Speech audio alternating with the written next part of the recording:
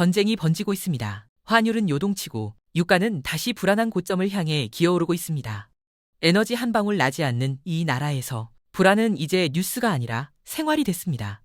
그런데 바로 그 전쟁터에서 UAE 하늘을 날아오던 이란의 미사일을 한국의 천궁이 막아내며 K-방산의 위상이 달라지고 있습니다. 수십 년간 생존을 위해 갈고 닦은 기술이 지금 전 세계가 주목하는 현실이 됐습니다. 단순한 무기 수출 대박 이야기가 아닙니다. 이 기술이 어디로 흘러가는지 아는 사람과 모르는 사람 사이의 간격이 지금 이 순간에도 벌어지고 있습니다. 2026년 봄, 이란이 수백 대의 드론과 탄도미사일을 UAE를 포함한 걸프 국가 전역에 쏟아냈습니다. 동시에 페르시아만의 호르무즈 해협이 봉쇄됐고 유가는 하루 만에 요동쳤습니다. 한국의 주유소 가격판이 바뀐 건 그로부터 며칠 뒤의 일이었습니다. 그런데 이 전쟁에서 가장 주목받은 장면은 따로 있었습니다. 미 국방부는 공습 전 AI 플랫폼으로 드론 정찰 데이터를 실시간 분석해 표적을 추렸습니다. 수백억 원짜리 전투기가 아니라 알고리즘이 전쟁을 설계한 겁니다. 지하 60m까지 뚫는 벙커버스터 폭탄을 어디에 떨어뜨릴지 AI가 시뮬레이션을 돌려 군 수뇌부에 직접 보고했습니다.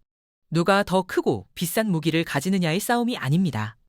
누가 더 똑똑한 소프트웨어로 더 싸고 많은 드론을 엮느냐의 싸움으로 룰이 바뀐 겁니다. 실제로 이란은 수백만 원짜리 샤헤드 자폭 드론을 수백 대 쏟아부어 이스라엘의 고가 방공 미사일 재고를 소진시키는 전술을 썼습니다.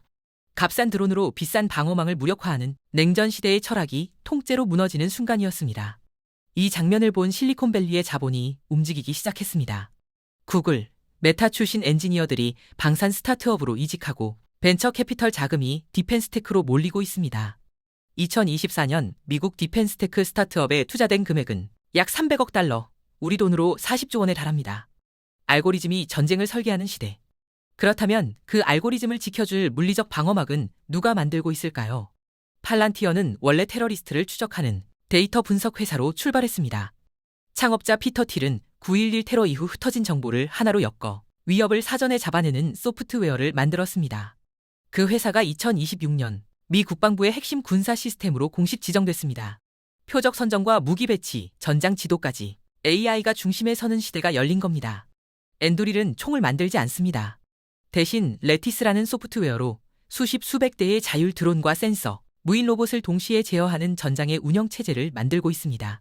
오큘러스 VR 기기를 만들었던 창업자 펠머 럭키가 다시 뛰어든 곳이 하필 방산이었던 이유. 그는 이렇게 말했습니다. 소프트웨어가 전쟁을 이긴다는 걸 알았기 때문이라고요. 이 두 회사의 공통점이 있습니다. 기존 방산 대기업인 록히드 마틴, 보잉과 달리 소프트웨어를 먼저 만들고 하드웨어를 나중에 붙인다는 겁니다. 팔란티어의 AI는 전장의 수천 개 데이터를 실시간으로 엮어 지휘관에게 최적의 판단을 제시합니다. 앤드릴의 레티스는 드론 한 대가 격추되면 나머지가 자동으로 대형을 재편하는 자율 판단을 합니다. 사람이 버튼을 누르는 게 아니라 시스템이 스스로 전장을 잇는 겁니다. 이것이 바로 실리콘밸리가 방산에 뛰어든 진짜 이유입니다.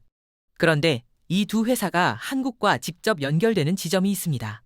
2025년 8월, 앤드릴은 대한항공과 손잡고 한국에서 첨단 자율 무인기를 공동 개발 생산하는 파트너십을 발표했습니다. 실리콘밸리의 소프트웨어와 한국의 제조 기술이 만나는 지점입니다. 전장은 지금 가장 치열한 기술 협력의 현장이 되고 있습니다. 소프트웨어가 전쟁을 설계한다면 그것을 현실에서 받쳐줄 하드웨어는 따로 필요합니다. 그런데 그 기반을 만들어 온 나라가 있습니다. 아이러니하게도 수십 년간 전쟁의 공포 속에서 살아남기 위해 기술을 갈고 닦아온 나라입니다. 한국은 지난 수십 년 동안 선택의 여지가 없었습니다.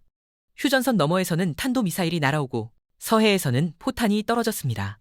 미사일을 막는 기술을 스스로 만들지 않으면 살아남을 수 없는 환경이었습니다. 그 절박함이 세계 최고 수준의 방공 기술을 만들어낸 역설적인 토대가 됐습니다. 그 결과물이 지금의 K-방산입니다. 고도 50에서 60km 상공에서 탄도미사일을 요격하는 L-3은 순수 국내 기술로 개발을 완료했고 2026년 현재 본격 양산이 진행 중입니다.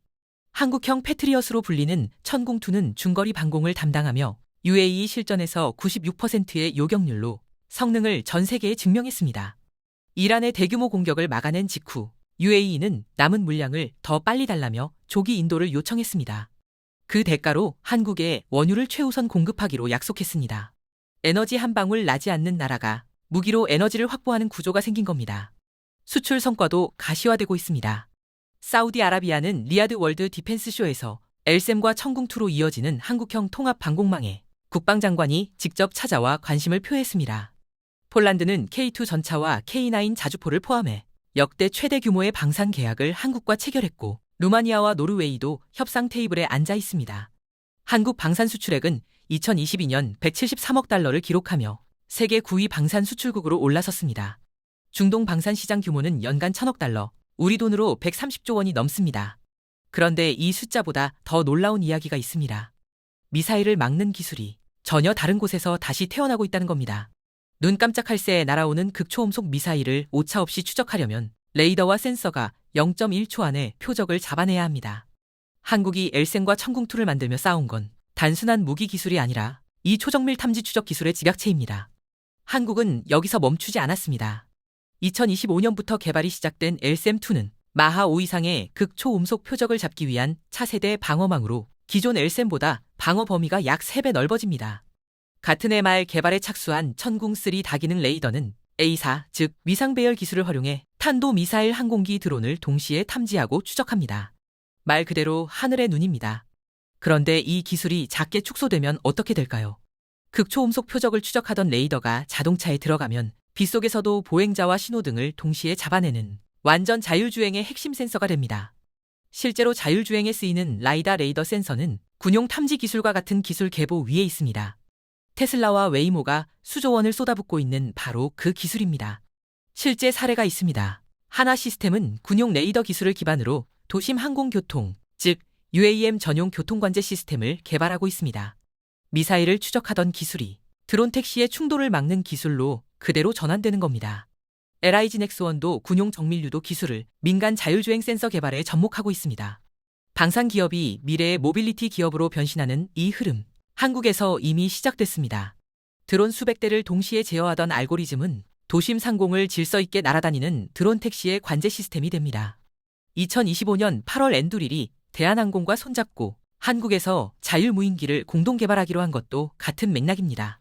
군사용 자율비행 기술이 민간 UAM 시장으로 넘어오는 길목에 한국 기업이 이미 들어가 있는 겁니다. 미국이 전쟁을 설계하는 소프트웨어를 만든다면 한국은 그 소프트웨어가 세상을 감지하는 눈을 만들고 있습니다. 그리고 이런 일은 사실 처음이 아닙니다. 역사를 보면 전쟁의 기술이 우리 일상을 바꾼 순간들이 있었습니다. 그 패턴을 알면 지금 한국이 어디로 향하는지가 보입니다. 역사를 보면 패턴이 있습니다. 인터넷은 미 국방부의 군사통신망에서 시작됐고, GPS는 군용 항법 시스템에서 민간으로 내려왔습니다. 아이폰의 시리도 미 국방부, 다르파의 연구 프로젝트에서 출발했습니다. 전쟁의 기술이 일상의 기술이 되는 건 역사가 반복해온 공식입니다. 지금 한국이 쌓아온 기술도 정확히 같은 궤도 위에 있습니다.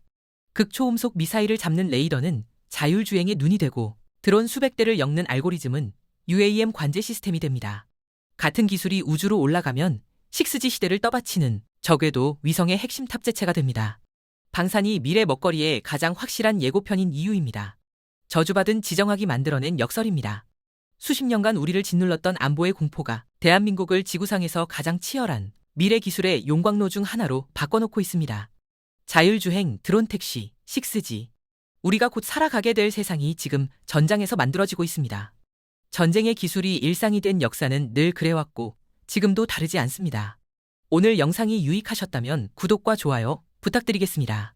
영상 제작에 큰 힘이 됩니다. 감사합니다.